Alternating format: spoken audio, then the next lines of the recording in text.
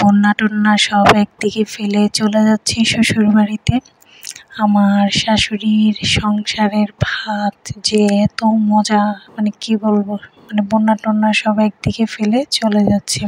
তো আসসালামু আলাইকুম সবাইকে। হ্যালো এভরিওয়ান, আপনারা সবাই কেমন আছেন? আশা করি সবাই খুব ভালো আছেন, যে যেখানে আছেন সুস্থ আছেন আলহামদুলিল্লাহ। এই যে বন্যা টন্যা নিয়ে আমরাও আছি আলহামদুলিল্লাহ আলহামদুলিল্লাহ। তো যারা আমার ভিডিওটা ফেসবুক পেজ থেকে দেখতেছেন তারা অবশ্যই আমার পেজটা ফলো করে দেবেন এবং ভিডিওটা বেশি বেশি শেয়ার করবেন।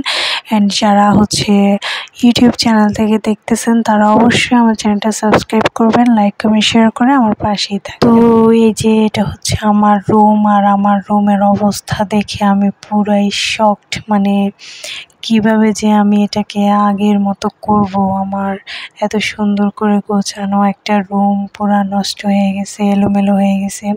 কিভাবে যে আসলে সুন্দরভাবে গোছাবো আবার আগের মতো করে তুলবো, ওই টেনশনটাই ঘুরতেছিল মাথার মধ্যে।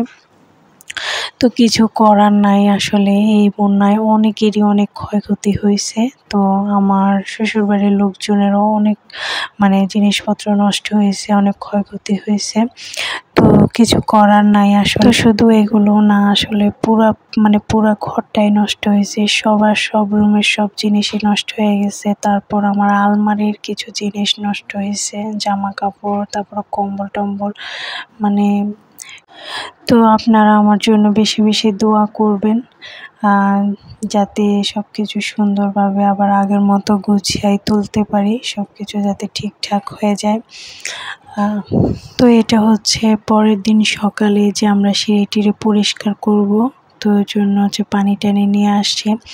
আর এই ভিডিওটা মেনলি করা হচ্ছে, এটা একটা স্মরণীয় ঘটনা, সবাই যাতে মনে থাকে, এই জন্য ভিডিওটা করে রাখা।